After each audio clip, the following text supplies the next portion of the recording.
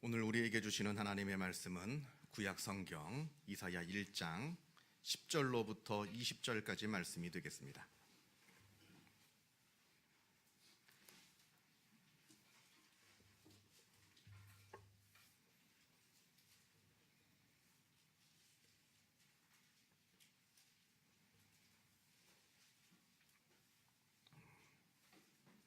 구약 성경 968면에 있습니다.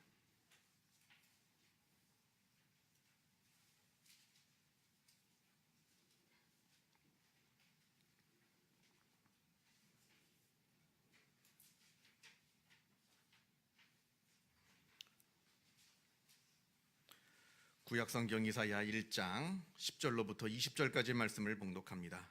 이 계시의 말씀을 봉독할 때에 살아계신 하나님의 음성을 다 함께 들으실 수 있기를 바랍니다. 너희 소돔의 관원들아 여호와의 말씀을 들을지어다. 너희 고모라의 백성아 우리 하나님의 법에 귀를 기울일지어다. 여호와께서 말씀하시되 너희의 무수한 재물이 내게 무엇이 유익하뇨? 나는 순양의 번제와 살찐 짐승의 기름에 배불렀고 나는 숫송아지나 어린 양이나 숫염소의 피를 기뻐하지 아니하노라. 너희가 내 앞에 보이러 오니 이것을 누가 너희에게 요구하였느냐? 내 마당만 밟을 뿐이니라. 헛된 재물을 다시 가져오지 말라. 분향은 내가 가증히 여기는 바요 월삭과 안식일과 대회로 모이는 것도 그러하니 성회와 아울러 악을 행하는 것을 내가 견디지 못하겠노라. 내 마음이 너희의 월삭과 정한 절기를 싫어하나니 그것이 내게 무거운 짐이라. 내가 지기에 곤비하였느니라. 너희가 손을 펼 때에 내가 내 눈을 너희에게서 가리고 너희가 많이 기도할지라도 내가 듣지 아니하리니 이는 너희의 손에 피가 가득함이라. 너희는 스스로 씻으며 스스로 깨끗하게 하여 내 목전에서 너희 악한 행실을 버리며 행악을 그치고 선행을 배우며 정의를 구하며 학대받는 자를 도와주며 고아를 위하여 신원하며 과부를 위하여 변호하라 하셨느니라. 여호와께서 말씀하시되 오라 우리가 서로 변론하자. 너희의 죄가 주홍 같을지라도 눈과 같이 희어질 것이요 진홍같이 붉을지라도 양털같이 희게 되리라. 너희가 즐겨 순종하면 땅의 아름다운 소산을 먹을 것이요 너희가 거절하여 배반하면 칼에 삼켜지리라. 여호와의 입의 말씀이니라. 아멘. 오늘 우리가 함께 이사야의 말씀을 같이 읽었습니다. 이사야는 주전 8세기 남유다에서 활동했던 선지자였습니다. 주전 8세기는 이스라엘 역사상 아주 중요했던 시기입니다. 이때는 이스라엘이 남과 북으로 갈라져 있었던 때이는데 남유다이건 북이스라엘이건 간에 이때 이 두 나라 모두 최고의 전성기를 누리던 그런 시기였습니다. 막강한 군사력으로 예전에 솔로몬 때의 영토를 다 회복하였습니다. 그리고 주변 강대국들은 자기들 나라의 국내 사정이 복잡해서 다른 나라를 침략하지 못했습니다. 그래서 전쟁이 없던 평화의 때를 누리고 있었습니다. 또 경제적으로도 큰 성장을 이루어서 풍요를 누렸던 그런 시기였습니다. 남과 북 모두 다 그랬습니다. 그래서 더도 말고 덜도 말고 지금 같기만 되기를 바랬던 그런 태평성대였다. 이렇게 이스라엘의 주전 8세기의 상황을 이야기할 수 있습니다. 그러나 주전 8세기 이때는 또 역설적이게도 선지자들이 가장 활발하게 활동하였던 선지자의 시기이기도 하였습니다. 우리가 잘 아는 선지자들이 이때 활동을 하였는데 오늘 우리가 같이 읽은 이사야라든지 미가 그리고 아모스, 호세아 같은 많은 선지자들이 이 시기에 활동을 했던 분들입니다. 우리 인간의 눈으로 볼 때는 최고의 전성기요 태평성대라고 말을 합니다. 그래서 더도 말고 덜도 말고 지금만 갔기를 바랬던, 그래서 우리가 이대로만 쭉 가게 되면 모든 것이 다 잘 될 줄 알았던 그런 시기였습니다만, 그러나 하나님께서는 반대로 이때야말로 가장 위태로운 시기이고 지금 당장이라도 돌이키지 아니하면 큰 화를 당하게 되는 절대절명의 시대라고 보셨던 겁니다. 그래서 많은 선지자들을 이 시기에 보내주셨습니다. 그 이유는, 하나님께서 이 시기를 위기의 시대라고 보신 이유는 먼저는 도덕의 타락이었습니다. 겉으로 보면 정치, 경제, 군사, 외교 무엇 하나 나무랄 것이 없는 아주 안정된 시기였습니다만, 그러나 그 속을 깊이 자세히 들여다보면 나라 곳곳에 도덕이 다 무너지고 나라 전체가 썩어가던 그런 위기의 시대였다 하는 겁니다.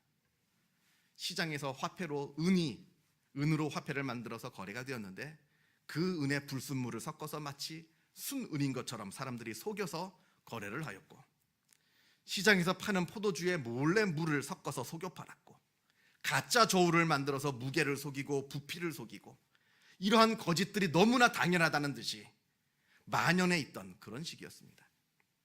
그렇다면 이 죄악을 바로잡아야 하는 당국자들은 오히려 그 도둑들하고 짝을 하여서 뇌물을 받기도 하고, 또 공정한 재판을 해야 되는 재판관들은 고아와 과부 같은 아무런 힘이 없는 사람들에게는 억울한 판결을 내리고, 그리고 부자들이나 권력자들에게는 유리한 판결을 내리는 이런 일들이 비일비재하게 일어났던 그런 시기였습니다.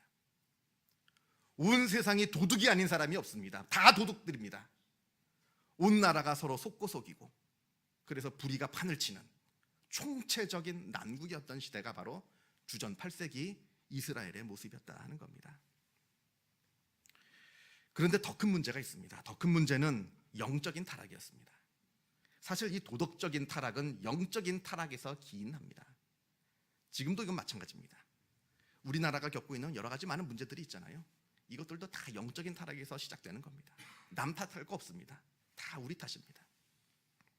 아무튼 이스라엘 백성들이 영적으로 타락하여서 그 영적인 타락이 도덕적인 타락을 불러왔고, 또 이 도덕적인 타락으로 말미암아 이제 곧 이스라엘에게 큰 재앙이 닥치게 되었다는 것을 지금 이사야 선지자가 경고하고 있습니다. 10절 말씀을 보겠습니다. 10절 말씀에 너희 소돔의 관원들아 여호와의 말씀을 들을지어다. 너희 고모라의 백성아 우리 하나님의 법에 귀를 기울일지어다. 지금 이스라엘을 부르기를 창세기의 그 범죄의 도시 소돔과 고모라라 지금 부르고 있습니다. 차이가 없다는 겁니다. 그러면서 하는 말이 하나님께서 너희가 드리는 제사를 기뻐하지 않으신다 합니다. 너희가 제사를 드릴 때 태우는 그 고기, 그 기름 냄새가 너무나 역겨워 하신다. 이것을 역겨워 하신다. 이렇게 말씀합니다. 우리가 이제 구약 성경을 보게 되면 하나님께 제사 드리는 방법들이 자주 나옵니다.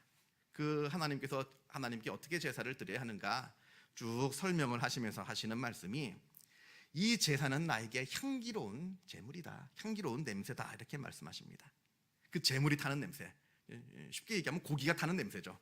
고기가 타는 냄새를 하나님이 맡으시면서 향기롭다 이렇게 말씀하십니다. 그래서 어떤 사람은 생각하기를 우리 하나님은 참 고기 좋아하시나 보다, 고기 굽는 냄새 참 좋아하시나 보다 하는 분들도 계시고, 그런데 오늘 말씀을 보면 그 냄새를 하나님이 기뻐하지 않으신다라고 말씀합니다. 그 냄새가 역겹다는 겁니다. 그러면 하나님께서 고기 타는 냄새를 하도 맡으셔서, 고기 굽는 냄새를 하도 맡으셔서 물리셨는가? 그런 말 뜻이 아닙니다. 지금 앞에서 하나님께서 제사의 냄새가 향기롭다 하신 것은 그 제사를 드리는 그 사람의 마음이 향기롭다는 것입니다. 이사야에서 그 냄새가 역겹다라고 하시는 그것은 제사를 드리는 그 사람의 마음이 지금 역겹다고 하시는 겁니다. 제물이 아니라 지금 사람이 문제라고 하는 겁니다. 그걸 말씀하고 계시는 겁니다. 진심으로 하나님을 사랑하여서 하나님께 감사하는 마음으로 드리는 제사, 그리고 진심으로 자기의 죄를 회개하면서 속죄하는 마음으로 드리는 제사, 이때 그 제사는 향기로운 제물이 되는 겁니다. 반대로 아무런 감동 없이 습관적으로 드리는 제사, 그저 아까운 마음으로 억지로 드리는 제사, 그런 제사는 아무리 좋은 소와 아무리 좋은 양을 갖다 태운다 해도 그 드리는 사람의 마음이 역겹기 때문에 그 제사가 역겨워지는 겁니다. 하나님께서 이런 사람들이 드리는 제사를 보고 이렇게 말씀하십니다. 너희가 괜히 내 마당만 밟고 가는구나. 이렇게 탄식을 합니다. 죄송합니다만 지금 이 자리에 앉아 있다고 해서 우리가 지금 하나님께서 받으실 만한 예배를 드리는 게 아닙니다. 그것만으로 우리가 하나님께 그런 예배를 드릴 수 있는 게 아닙니다. 진심으로 하나님께 감사하고 진심으로 하나님을 바라보면서 드리는 예배인가?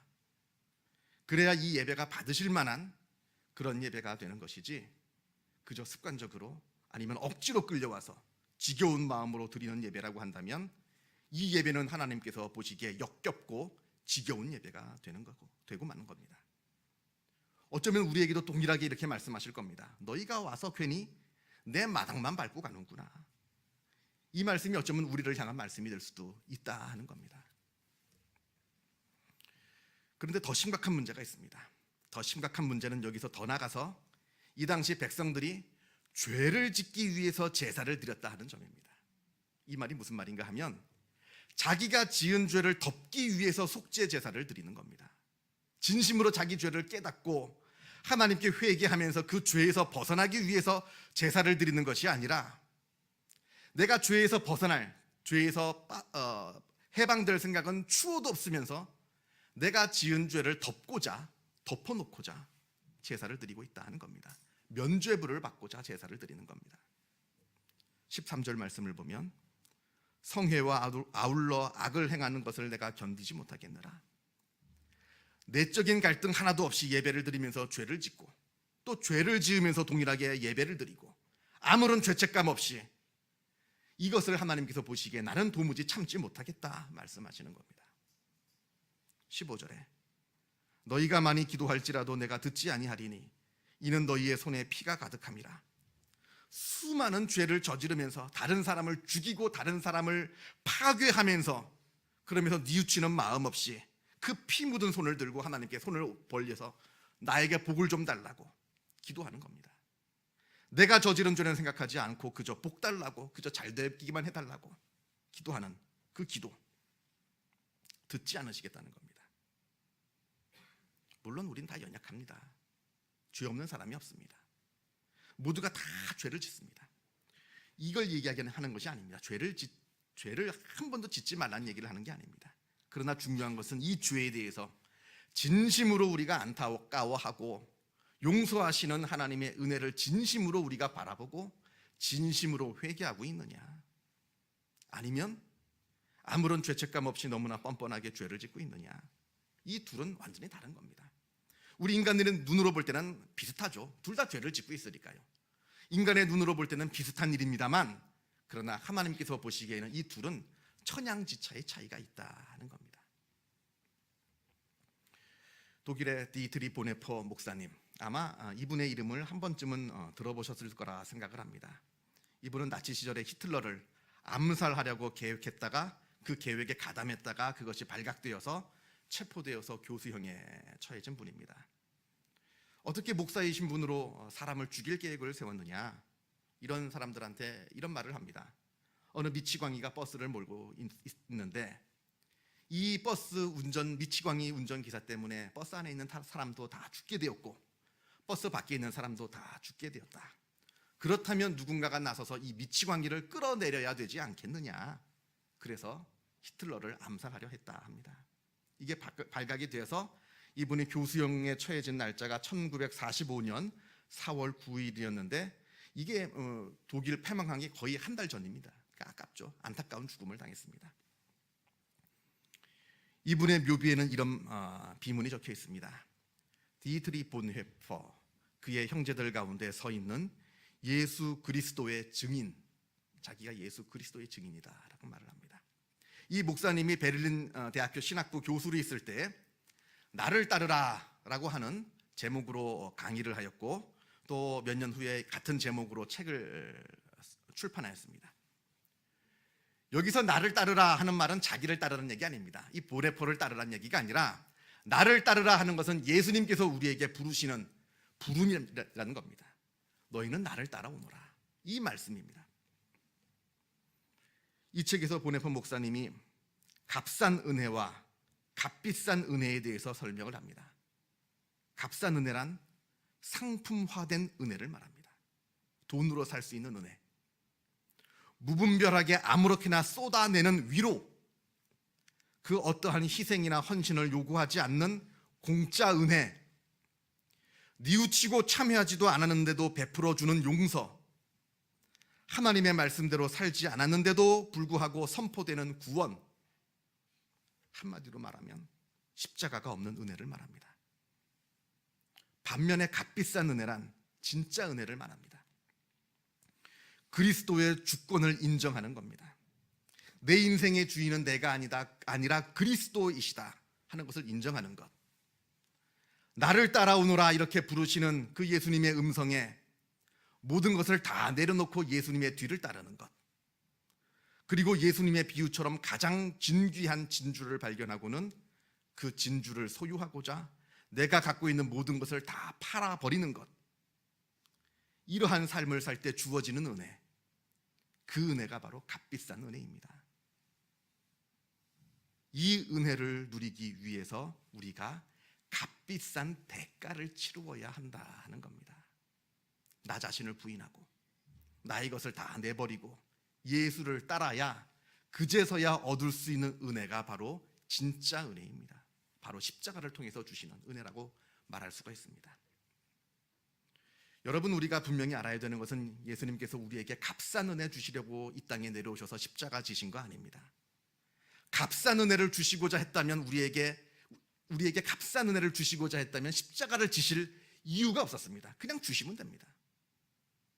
진짜 은혜를 주시기 위해서 십자가를 지셨다는 겁니다. 자기의 죄를 깨닫고는 이 모든 죄를 용서받고 구원에 이르고자 몸부림치는 사람. 그런데 아무리 몸부림쳐도 그 구원에 이를 길을 찾지 못해서 아주 간절한 마음으로 나를 구해 주시기를 기도하는 그런 사람에게 그 구원의 길을 열어주고자 십자가를 지신 것이지, 뭐가 죄인지 뭐가 구원인지도 알지도 못하고, 아니 알려고 하지도 않고, 그리고 구원에 대해서 아무런 기대감도 없고 아무런 진실됨과 절박함 없이 그냥 살고 있는 그런 사람에게 공짜로 은혜를 주시려고 예수님께서 십자가를 지신 것은 절대로 아니라고 하는 겁니다. 지금 죄가 있느냐 없느냐 그걸 묻는 게 아닙니다. 얼마나 깨끗하냐 이걸 말하는 것도 아닙니다. 다 죄인입니다. 다 죄인이죠. 다 더럽습니다. 여기 앉아있는 우리 모두 다 더럽습니다. 그러나 중요한 것은 우리가 이것을 얼마나 절박하게, 얼마나 진지하게 여기고 있느냐, 그리고 이 은혜를 얻기 위해서 우리가 그 어떠한 대가를 치룰 각오가 되어 있느냐, 지금 이걸 묻고 계시는 겁니다. 그래서 예수님께서 나를 따라오려거든 자기를 부인하고 자기 십자가를 지고 나를 쫓으라 하십니다. 그렇지 않는 자는 하나님의 나라가 그에게 합당치 않다라고 말씀하십니다. 자기를 부인하고 자기 십자가를 지는 것, 이 말은 내가 내 결단으로 예수를 따라야 한다 하는 뜻입니다. 내가 내 결단으로, 남의 결단으로 하는 것이 아니라 내 결단으로 따르는 겁니다. 내가 아내의 결단으로, 내가 남편의 결단으로, 내가 부모의 결단으로 예수를 따르는 것이 아니라 오로지 내 스스로의 결단으로 예수를 따라야 한다 하는 겁니다. 그리고 또 한 가지, 자기 십자가를 지고 따르라 합니다. 내가 남의 십자가 대신 져줄 수 없습니다. 내가 내 아내 십자가, 내가 내 남편 십자가, 내가 내 자녀의 십자가를 대신 질 수 없습니다. 또 반대로 남이 내 십자가를 대신 져줄 수도 없습니다. 내가 결단하고 내가 헌신하고 내가 희생하면서 따르는 길이 바로 십자가의 길이고, 그 길을 따라 걸어갈 때 주어지는 은혜가 진짜 은혜라고 하는 겁니다. 우리가 복음서를 보면 부자 청년 이야기가 나옵니다. 예수님께 와서 주여, 선한 선생이여, 내가 무엇을 하여야 구원을 얻겠습니까? 묻습니다. 그때 예수님께서 주시는 말씀은 네가 갖고 있는 모든 것을 다 팔아서 가난한 자들에게 다 나누어 주고 그 후에야 나를 따르라 말씀하십니다. 그래야 구원이 있다는 겁니다. 이 말씀은 구원을 돈으로 살 수 있다는 얘기가 아닙니다. 그리고 또 재물이 많은 사람들은 절대로 천국에 들어갈 수 없다, 그런 얘기도 아닙니다. 이 말씀은 천국보다 내가 더 사랑하는 것이 있어서는 안 된다는 말씀입니다. 그리고 천국을 위해서는 내가 모든 것을 다 내려놓을 준비가 있어야 한다는 말씀이 되기도 합니다. 또 어떤 사람이 예수님께 묻습니다. 주여, 구원을 받는 자가 적으니까?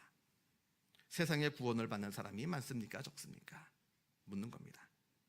그런데 예수님의 대답은 많다 적다 말씀하지 않으시고 이렇게 말씀하십니다. 좁은 길로 가라는 겁니다. 많으냐 적으냐, 구원받는 사람이 많으냐 적으냐, 이건 중요한 게 아니다. 그러나 중요한 것은 구원을 받으려면 반드시 좁은 길로 가야 한다 하는 겁니다. 좁은 길로 가야 구원에 이를 수 있다. 넓고 평탄하고 가기 쉬운 길이 아니라 좁고 험하고 어려운 길, 그래서 아무도 가려고 하지 않는 그 길, 그곳에 천국이 있고 구원이 있다. 또 예수님께서 말씀하십니다. 나더러 주여 주여 하는 자마다 다 천국에 들어갈 것이 아니요 다만 하늘에 계신 내 아버지의 뜻대로 행하는 자라야 들어가리라. 지금 하나님의 말씀을 완벽하게 우리가 다 지켜야 구원받는다는 말이 아닙니다. 이 말씀은 내가 하나님을 안다고 해서, 내가 하나님의 존재를 의심하지 않는다고 해서 그걸 보고 믿음이라고 말하지 않는다 하는 겁니다. 왜냐하면 마귀도 하나님을 알거든요. 마귀도 하나님의 존재를 의심하지 않습니다. 이게 믿음의 기준이 아니라는 겁니다. 믿음이란 우리의 머릿속에만 머물러 있는 것이 아니라 내가 진심으로 하나님을 위해서 내 전 존재를 내어 바치고 있느냐, 내가 전 나의 존재를 걸고 하나님을 바라보고 있느냐, 그래서 나를 부인하고 십자가를 지고 예수를 따르고 있느냐, 이것이 믿음이라고 하는 겁니다. 빌립보서 3장에서 바울이 이렇게 말합니다. 내가 그리스도와 그 부활의 권능과 그 고난의 참여함을 알고자 하여 그의 죽으심을 본받아 어떻게 해서든지 죽은 자 가운데서 부활에 이르려 하노니 내가 이미 얻었다 함도 아니요 온전히 이루었다 함도 아니라 오직 내가 그리스도 예수께 잡힌 바 된 그것을 잡으려고 달려가노라. 사도 바울도 지금 자기가 구원을 이미 완전히 이룬 것이 아니라고 말합니다. 자기도 여전히 그것을 잡으려고 달려간다고 말을 합니다. 그저 십자가를 지고 구원을 향해서 간절한 마음으로 순종하면서 예수님을 향해 따라 달려나갈 뿐이라고 말을 합니다. 이런 값비싼 대가, 나의 모든 것을 다 내려놓고 예수를 향해서 달려나가는 그 값비싼 대가를 치를 때 십자가의 은혜가 우리에게 임하게 된다 말씀합니다. 이 은혜가 우리 가운데 임하기를 바랍니다. 기도하겠습니다. 사랑과 은혜가 충만하신 하나님 아버지 감사합니다. 하나님께서 우리를 하나님의 자녀 삼아 주심에 주님의 은혜에 감사를 드립니다. 그러나 우리가 우리 자신을 되돌아보게 하여 주옵소서. 진심으로 내가 믿음으로 예수 그리스도를 따르는 자인가 되돌아보게 하여 주옵시고, 내가 나 자신을 부인하고 내 십자가를 지고 하나님과 예수 그리스도를 따르는 복된 성도로서의 삶을 살게 하여 주시옵소서. 아버지여, 이러한 삶을 살 때 주님께서 주시는 놀라운 복과 은혜를 누리는 복된 삶을 우리가 살 수 있도록 역사하여 주시옵소서. 모든 것 주님께 감사드리오며 이 모든 말씀 우리 주 예수 그리스도 이름으로 기도하옵나이다. 아멘.